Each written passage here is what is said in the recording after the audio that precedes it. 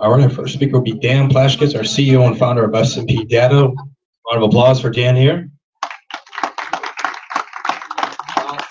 Hello and welcome. I'm not used to being sitting behind a desk, but I'd like to, first of all, our distinguished guests, thank you very much for both local representation and the state. We appreciate being here and you being here, so thank you. So I just wanted to give a bit of an introduction to those that don't know our company and a little history. So I always tell people, Detroit's not strange to us.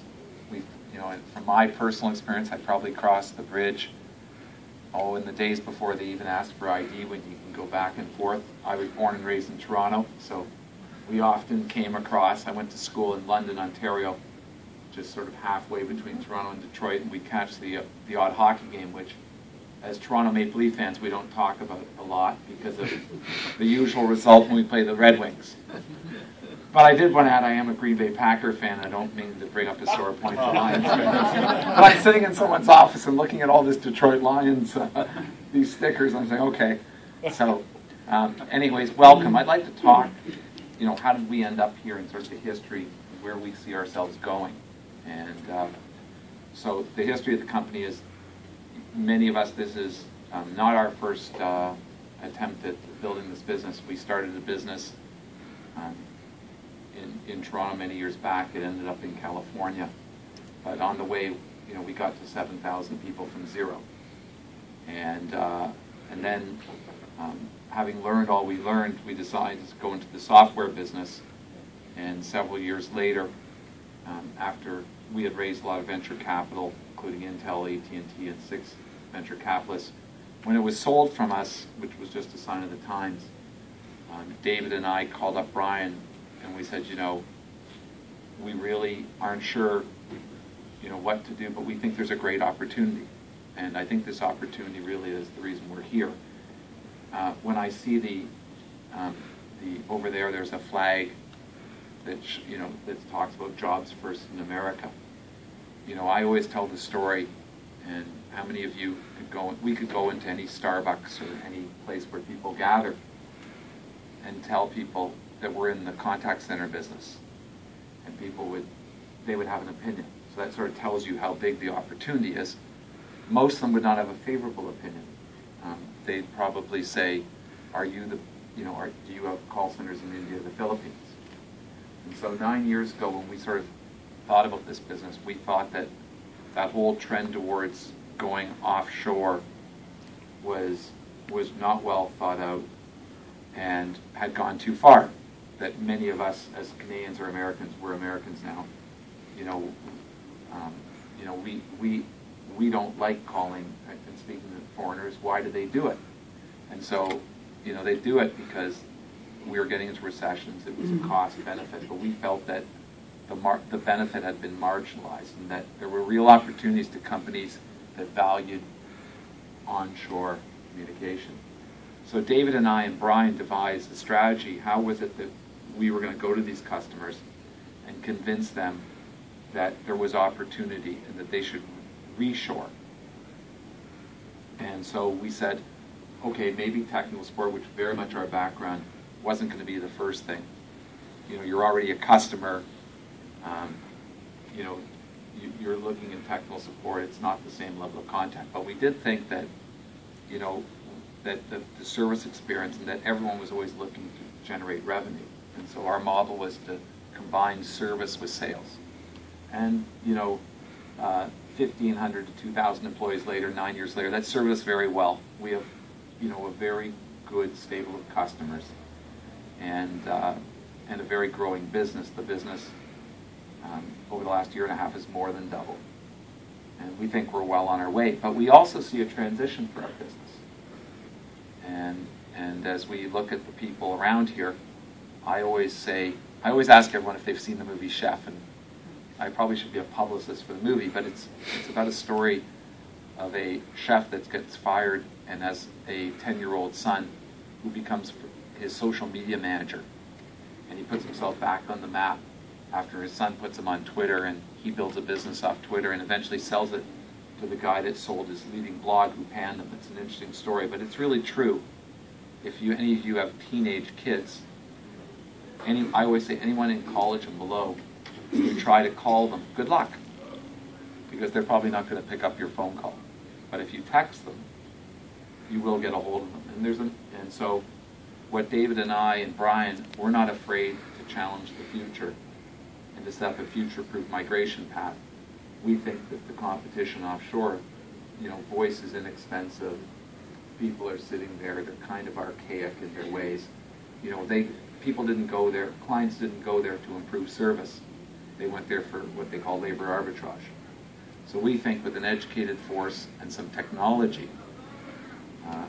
we see our future of our business being a combination of what we call omni-channel. So if you're in a store and you have a question, how often is it you can't find a representative?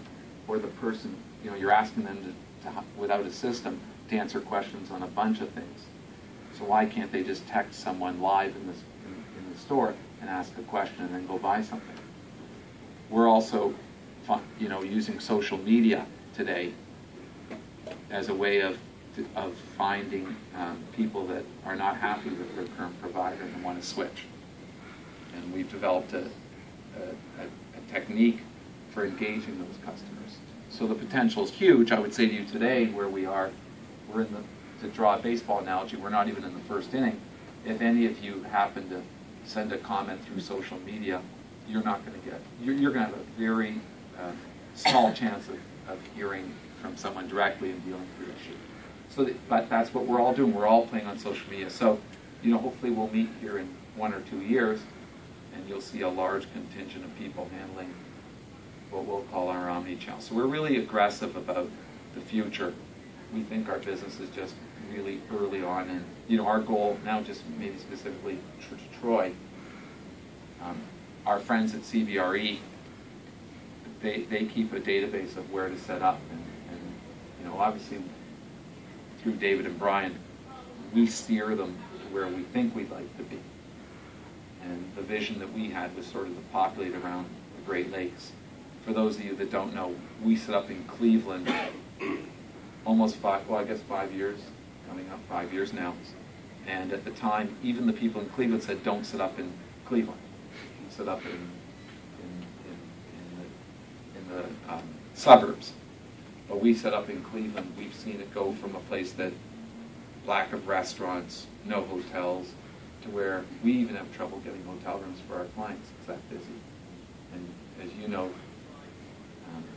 they're going to have the Republican National Convention, and the city is just taking off like crazy. So it's great. So we feel we've been part of that. So as I would address Troy, we're very proud of our roots here, and so far what we've had, we're very early, is people like Bernie and your team, just been amazing. And I did want to thank, on that note before I close, I did want to thank some people. So in trying to prepare for today, we asked if a couple people can help, and we had a resounding group of people that volunteered their time yesterday. Locals from Troy that work for the company. Now I have to read Carly's writing, so if I can't, I have a problem. But Alexis Rice, thank you. Where's Alexis? Is she around? They're going to be all over. They're all over? Yeah. Okay. Yeah. Jan Fraser, Sam Little, Ryan Gullickson, Karila Gibson, Patricia Saunders, and Greg Warford. I wanted to thank them. They just came, and that just maybe that, I think that's real. When I heard that, I thought that was really indicative of what you can expect from Troy. So anyways, we're super excited. We're big proponents of Michigan. We want to be part of the Michigan story, which is on a comeback. You've got a great group of people that are your spokespeople, and we're sort of, if you look at a 3-level, we're partly the rubber hits the ground. We're buying into it. So thank you very much, and really appreciate everyone coming, all those that have helped us where they are, including the staffing groups, and so far we've got some great people, so thanks to everyone.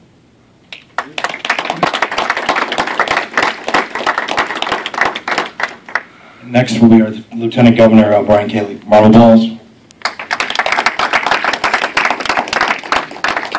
Well, thank you for the invitation to be here, and it's, and as you see the type of comeback that is happening across this state, what is happening in this region of the state is especially exciting, and it's really not that often we talk about this many jobs at in one location in one effort. So I want to start out by saying thank you so much for the confidence being a part of this Michigan comeback story that is happening right now, and it's really all about creating that environment for success. It wasn't really that long ago when our state found itself at the bottom of every list you'd want to be at the top of, and at the top of every list you'd rather be at the bottom of. And in order for that to turn around, it really wasn't going to be the state government or any local government trying to direct the economy to where it's supposed to go, but instead trying to just create an environment of success around innovators and entrepreneurs. And when that happened, when that happens, it just catches on. People that have a new way or a different way of doing things will create activity and opportunity, and here to the tunes of hundreds of jobs, probably over 400 jobs that will provide a different type of a future and opportunity that just didn't exist before. And you really couldn't pick a better place. This right here in Troy, in such a dynamic county, and now in this state that has become so dynamic and such a hub of activity that is starting to create momentum, and that momentum is really hard to stop. Of course, we've got the city of Detroit itself, which has had quite it's got quite a story that is unfolding around it. That it is a city that has more real opportunity today than what we've seen for really since in my whole lifetime. And somebody say, well, that's not that long, but I'm 37, so it's been a long time since we've seen this type of opportunity in Detroit, and it's really going to benefit the entire region, the entire state. And so as we move forward now, we're just excited to have had a part in this state, local, and corporate partnership to make something exciting happen. In this case, it was a strategic fund that saw the value in the type of job growth and really wanted to be a part of that.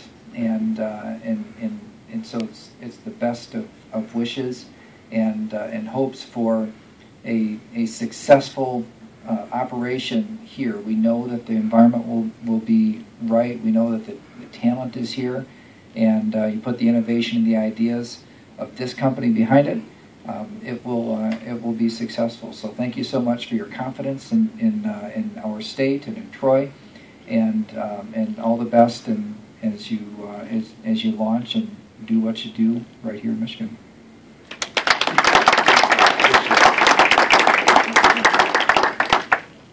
All right. Next speaker will be David Bortz, the COO and partner as well. Round of applause for David. Good afternoon, everyone. First, I'd like to thank the City of Troy, Oakland County, and the state of Michigan. This has been a pretty interesting journey. Probably about 18 months ago, we really set out on a path to find another call center to round out our Great Lakes strategy. As Dan mentioned, Cleveland, we have a large operation there, but we also have large operations on the northern side of the border in Canada, in Hamilton, Toronto, and Trenton. And we were really looking to complement that strategy. And for that strategy, we looked at probably 20 different locations. And Troy made the top of that list, not the bottom of that list. So congratulations on that. But it's really all about the people. When we got back into this business 8 years ago, it wasn't about technology, because everybody can buy the computer, everybody can buy the telephone switch, but it was more so about people and finding the best possible talent and finding the greatest educated individuals and really investing in the people side of this business. And that's really what we are committed to as a company. It's investing and in developing the people. There's no, Dan has a funny saying, you don't go to Harvard or Stanford to learn about call center. Most of it's learned through on the job and through osmosis. And we believe that we've got a pretty unique model in how to attract the right talent, how to compensate the right talent, how to train, how to manage, and do that effectively. And that's a big part of what we believe that we're bringing to Troy and to Michigan. I do want to say though, we've opened up many call centers, and there is a culture, and there's a level of passion that we've experienced here in Troy that really is second to none. And we've really seen that since day one. We've seen a very excited group of people who just want to come to work every single day. They want to earn their paycheck and they want to make a difference. And last night, Bernie, the day before, preparing for today, these people are very eager, and it's really nice to see. And so we're hoping this will be obviously a great opportunity for S&P Data and a great opportunity for the state of Michigan. And we look forward to being here for a long time and doing business with a lot of you. So thank you very much.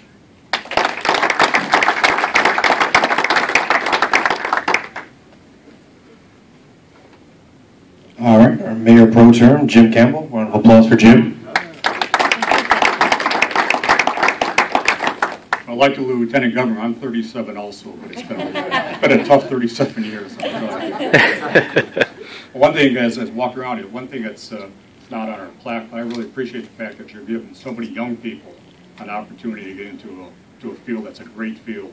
I see the kids over there, what they would be doing if they weren't doing this, I don't know, but you're giving them a lot of great opportunities. I hope they appreciate it, and hope you keep on doing it. So, onward up. I see Era taking pictures again. It can't be good. Don't share them, Ara. On behalf of the City of Troy, congratulations to S&P Data LLC on your new Troy location. We're very happy to have you here. S&P Data Michigan LLC is a new subsidiary of S&P Data LLC, which was operated since 2006 in Ontario, Cleveland, and San Diego, providing contact centers, solutions to Fortune 500 companies in the United States and Canada, even though you're not rooting for the Red Wings.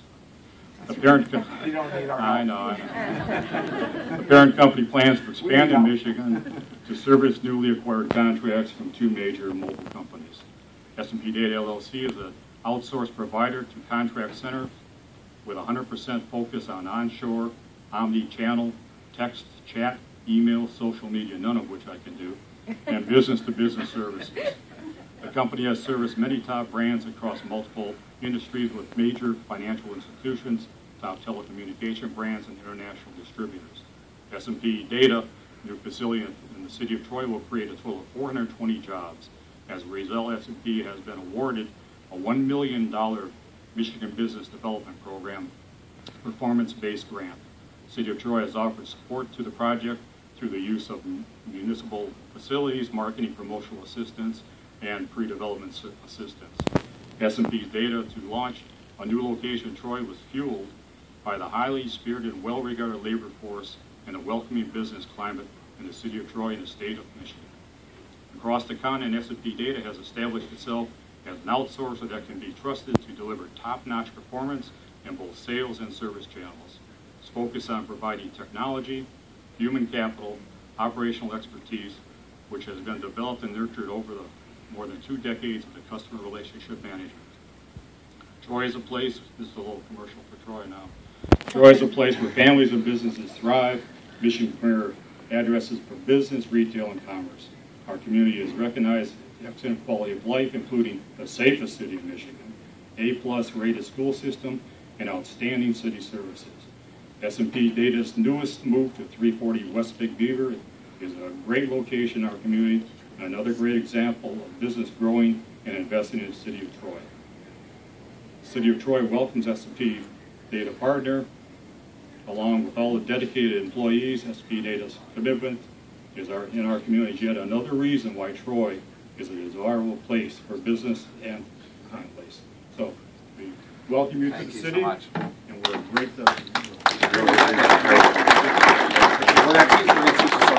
All right. Yeah, I'm taking over the MC, but you want to just do a quick picture? Oh, absolutely. Thank you for having us. That was a great. It's my pleasure. Great. We're looking forward to it. And we'll work on that text and things. Exactly. I'm not going to call you. You won't answer. So I'm serving as an MC, and I just wanted to circle back for just a moment. But before I introduce Brian, what I'm particularly proud of is, through my years, is the legacy. You and I talked about schooling and the legacy of people that I believe have come through David and my organization. A couple guys that started with a dream and sold their business that became part of Salesforce.com. Another guy that was my first hire in the United States in call centers, and he became the CEO of ProFlowers.com. We've got a big group. Another fellow that heads up the Young Presidents Organization in Canada. We've left a legacy. And I want to speak about the Cleveland legacy first. So it's been 5 years. And really our first outside the family hire is Dan Bemis. I'd like him just to raise his hand for a moment. So Dan had a great reputation in the field. I don't know how many of you, just to tell you, sort of sticking to our knitting, but it would be an interesting case study so everyone can leave here with an idea of what we are and what we're not. So Dan worked for a company that became the leader in offering IP telephone. And they were the first one, they were the first non-major to bring up 1 million customers. Well, they did it all through online, no voice. And so I wanted to know, I thought it was brilliant that they did it. And so I thought the marketing, so the bias was that if you didn't have an IP connection, you couldn't make IP phone calls. So why would you market to general television? So I somehow got to meet the chief marketing officer who had come from Hot Jobs, and he won Marketeer of the Year. And I said, who's running your call centers? Anyhow, the first thing is they offered us an opportunity, but the fact is they only sold one product, and it was a low-cost product. And it didn't belong on shore, so David and I didn't even bid because it didn't fit. It wouldn't allow us to pay our employees. So, we are very particular on the kind of applications we've got to create real value for our employees. But we did come across a name there, and the company was called Vonage, and Dan ran their call center. So I don't know how it was, but we knew we were setting up in Cleveland, and I wanted someone local. And I was fortunate enough to somehow find Dan online. Talk about online, and Dan's now, he's been a pioneer and with us, and we're pretty interesting people, and we're entrepreneurs, right? And he's come from a professional background. He was in cable, he was a cable executive for 20 years, but he's really done a great job of adapting to this family. And I don't know if Todd Fraser, are you here? Todd Daniels, sorry. Todd, are you here? He's a trainer. So I wanted to point this out because these will be the future of the Michigan people. They'll maybe go to New Mexico or some other location. What we do is we take our best talent and we move them around so they have the mobility and they gain life experience. The gentleman coming out is our new IT person. So we bring them locally, a local. The point is that the people grow. We're very proud of it. Last thing, we have a few people. Carly, there was a message, there was an interesting article in the Wall Street Journal about executive assistants. And just to tell you about S&P Data, I'm not a big guy, and I've been there where I've been offered private planes and stuff. I'm not a guy that would want someone to carry my bag or do my things, but I've always had an executive assistant that's done a lot more than just booking my trips and travel or something like that. And so I've been lucky enough to have 3 of them. 2 of them are here. Carly Heatley, thank you for doing all this great work today. Great job. And then I could never have an event without thanking Cheryl Hoffman. Cheryl, the story goes is that when I set up I was a 23-year-old kid in 1986, and Cheryl walked in my office, and she had this beautiful South African accent. I said, geez, this is how I want to be, because someone's going to answer your phone. Anyhow, when we sold the first business, Cheryl showed the first thing they did after I said I was leaving is they asked Cheryl to leave, because she knew everything that was going on. She basically ran the place. So Cheryl came back when we set up the company, and again, really, David talked about the culture. The culture is, that we want our customers drive our business, and we're very grateful. And really, Cheryl, you understand that as well as anyone, and we're just glad to have her. She's been with us for 20-odd years, and it's been more, and it's family. It's like family. But we've already established that with Beal from Troy, but all this is an introduction because I wanted to make sure that everyone was recognizing that you understand that we're going to do the same here. And when you mentioned that we have an obligation of 425 jobs, the work is only beginning. We may not make it on the schedule, even though you know it's, but I can assure you we're going to work hard and we're going to get there. I'm hoping it's always sooner than later, and we're going to blow through that number. So that's our goal, but it's never easy, right? And what to me is not just the jobs, but what's the quality of the work, and do we beat the wages that we indicated we were going to deliver? And that has the fact that we have great customers and do reasonably complex programs. They reward our people. So just sort of the cleanup hitter, and deservingly so, is Brian Cato. So I made a joke, but yeah, you wouldn't be a cleanup. Well, maybe you might be a cleanup. So Brian Cato worked with us in the last company, and when I left, I said, Brian, I'm leaving. Brian says, well, how quickly can I leave?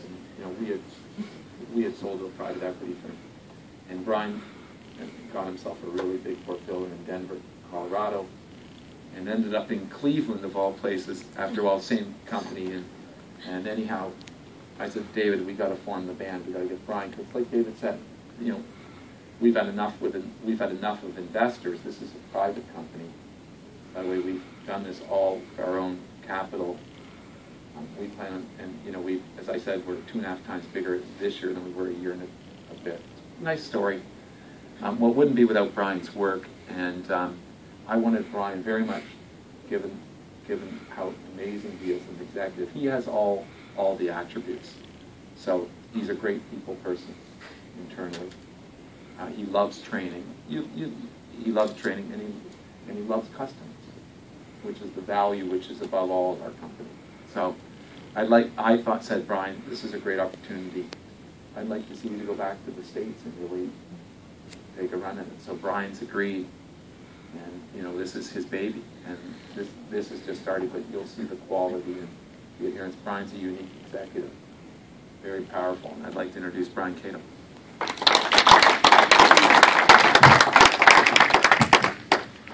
I'm a little taller. Dearly beloved. Like I feel like there's going to be a Brian and Drew Constance. Well, contrary to popular belief, this is not our first operating day. So those people over there, it's not their first time. This is not a show that we're putting on. They've actually been here a few months. Somebody asked me the question, did you plant these individuals today? So, we don't do that. So absolutely not. Absolutely not. First of all, thank you everyone for coming, and thank Dan and David for allowing me to come back to the organization. This company has been for me a real godsend for my career, and they've given me an opportunity to really do what I want to do, and that is grow a business. And it has been really phenomenal and exciting.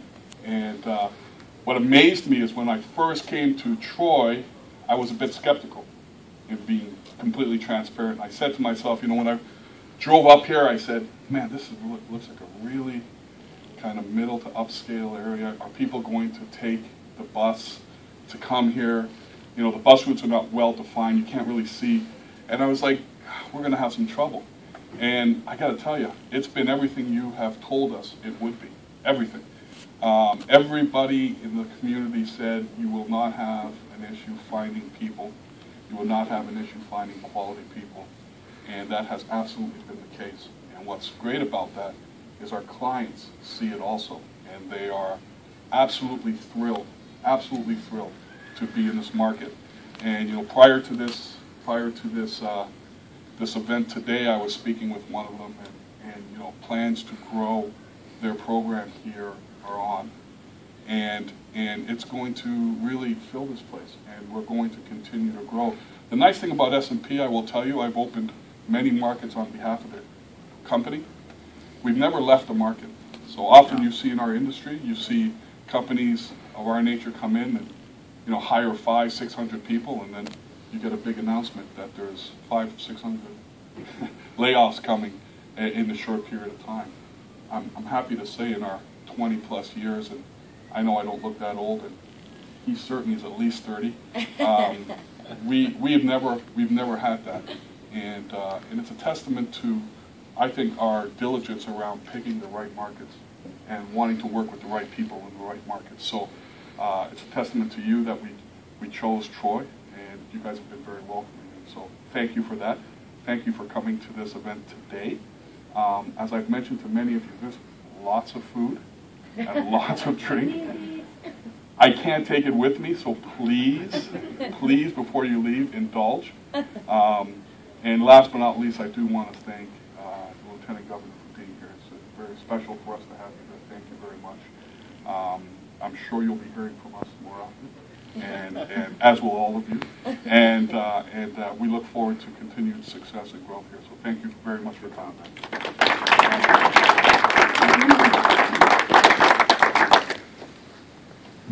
All right, our last speaker of the afternoon is our Oakland County Director of Economic Development and Community Affairs, longest title, Irene Spanish. Thank you. I'll work on shortening.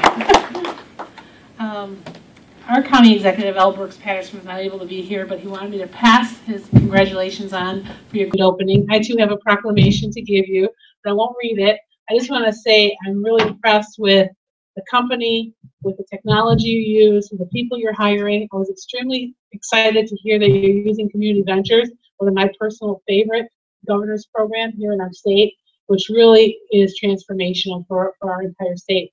The fact that you're using that program, hiring great people, we're thrilled to be a part of your success. We travel the world to bring businesses here to Oakland County, Michigan. We're over 1,000 foreign direct firms in 38 different countries, and every single one of them has said that the main reason they've located here in Michigan is the workforce. It's the loyalty, the work ethic that we have here, and I'm glad you recognize that. And any successful business has several components, good product, good service, good customers, and good partnerships. And we look forward to being a partner for you, with you, moving forward. So congratulations.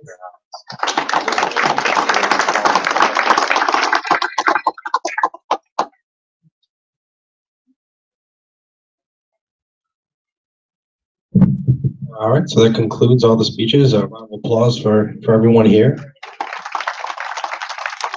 And like Brian said, there's plenty of food and cocktails in the back, and the music will be playing here shortly. So thank you again for everyone for coming. And, just before you go, I think we're going to do a ribbon cutting service. Scissors. So we're big enough for you. We're going to get someone else. Cheryl. Yeah. wow. Yeah.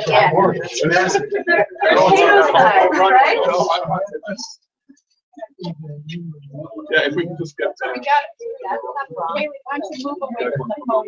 Yeah, well, I gotta. Yeah, you can use that. Hold on.